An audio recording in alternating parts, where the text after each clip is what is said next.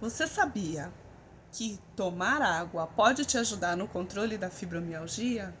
É isso mesmo. Muitas pessoas ignoram justamente pela simplicidade do processo, mas na verdade o nosso corpo ele é formado por 80% de água e ele precisa desse ambiente aquoso para que todas as reações químicas orgânicas aconteçam de forma ótima, para que o nosso organismo possa funcionar direitinho. Então hoje eu vou te explicar 7 sintomas que podem ser acentuados por causa da falta de água e com isso acaba piorando o nosso estado de fibromialgia. Então, antes de te contar qual é a quantidade de água ideal que você precisa tomar diariamente, eu vou te mostrar os 7 sintomas que podem ser acentuados pela sua falta de água.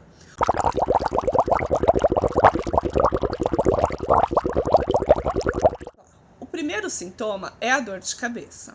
O cérebro é o órgão que mais precisa de água no nosso corpo. Por quê? Porque a cabeça é uma região muito vascularizada, cheia de veias e artérias. E tomar a quantidade de água facilita a circulação sanguínea. E é o sangue que transporta todos os nutrientes que as nossas células, independente de qual parte do corpo, precisa. E é a partir disso que a quantidade de água influencia na dor de cabeça, porque quando a circulação diminui por pouco líquido no corpo, as veias e artérias elas tendem a se contrair um pouco mais para que essa circulação continue de forma ideal.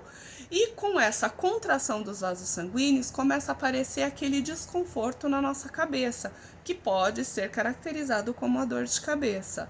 Mas tomando a quantidade ideal de água, a circulação vai voltando ao normal e essa dor acaba diminuindo. É claro que a gente não pode desconsiderar o fato da fibromialgia amplificar a sensação de dor, porque de repente poderia ser uma dor que seria nível de 0 a 10, 3 ou 4, e aí por conta da fibromialgia ela aumentar para 6, 7 e 8.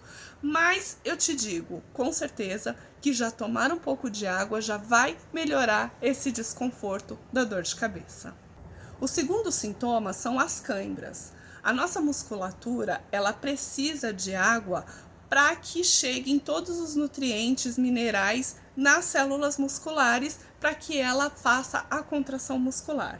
Qualquer tipo de movimento que a gente faça, até esse movimento, por exemplo, que eu estou fazendo aqui da cabeça, de um lado para o outro, ele só acontece devido a uma contração dos músculos. São as contrações musculares que favorecem os nossos movimentos. E para que essas contrações musculares aconteçam, a gente precisa de nutrientes dentro das células musculares. E é a água que vai levar esses nutrientes. Então, se você sofre de câimbras, tomar água já vai te ajudar bastante. O terceiro sintoma é a fadiga e a irritabilidade.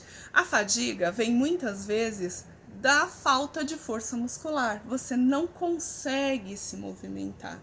E dependendo do grau de cansaço que você tem, isso acaba comprometendo também as suas funções cerebrais, que você não consegue raciocinar, você precisa deitar para descansar, né? Então, isso já tem a ver com os 2 itens anteriores que eu te falei, da quantidade de água que o cérebro necessita para poder funcionar direitinho e da quantidade de água que os músculos também precisam para poder funcionar.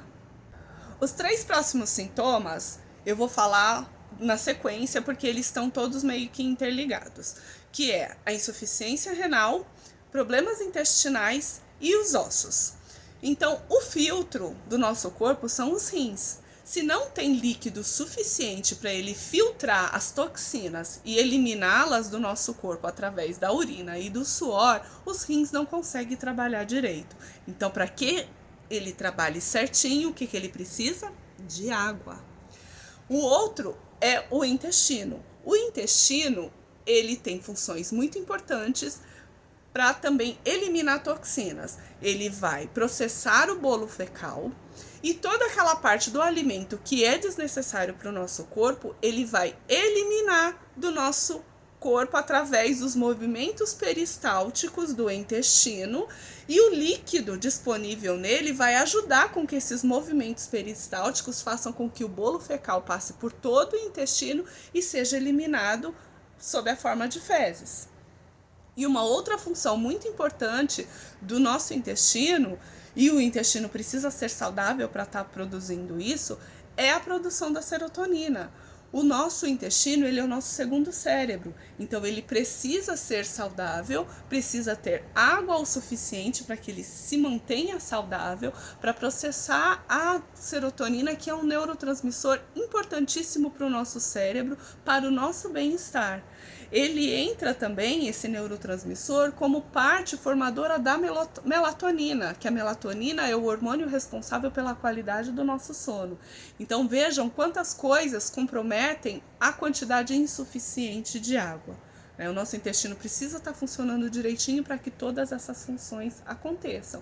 E a absorção dos nutrientes dos alimentos também acontecem no intestino. Então é importante dar uma considerada no fato do seu intestino funcionar direitinho.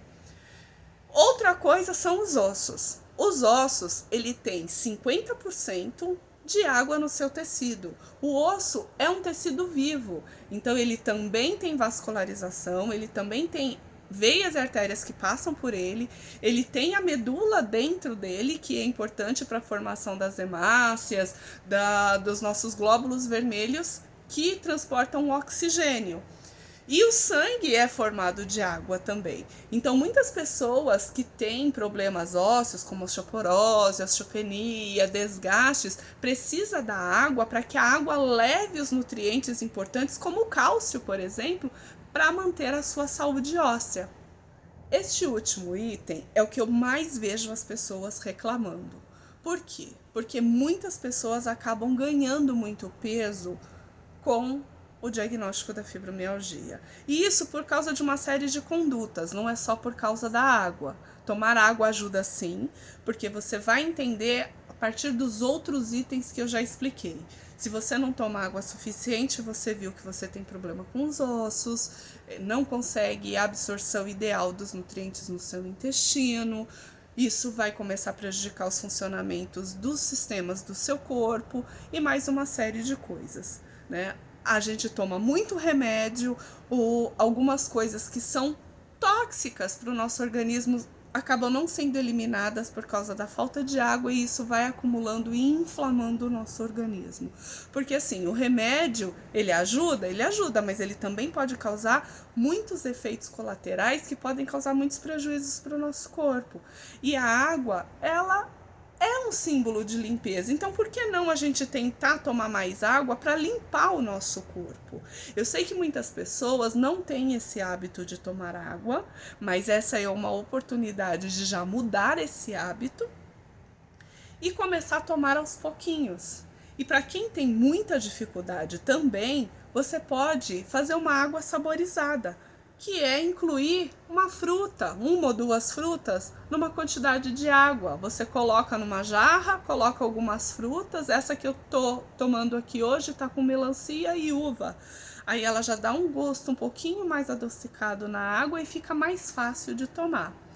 E agora eu vou falar para você, anota aí, de que forma que você vai conseguir a quantidade ideal para você tomar diariamente. Você vai pegar o valor do seu peso, multiplicar por 0,035 e você vai achar a quantidade ideal para você tomar diariamente e seu organismo funcionar direitinho. No início vai dar muita vontade de fazer xixi, normal, mas com o tempo o seu corpo vai se acostumando com esse processo. Não desiste, gente, toda mudança requer determinação.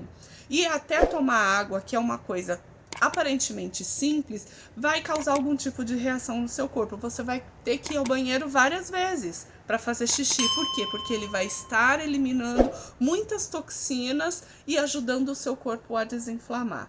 Então, não despreze uma medida tão simples que está à mão de qualquer pessoa. A gente está sempre procurando tratamentos para poder melhorar, e a gente tem um tratamento super simples à nossa mão e à nossa disposição.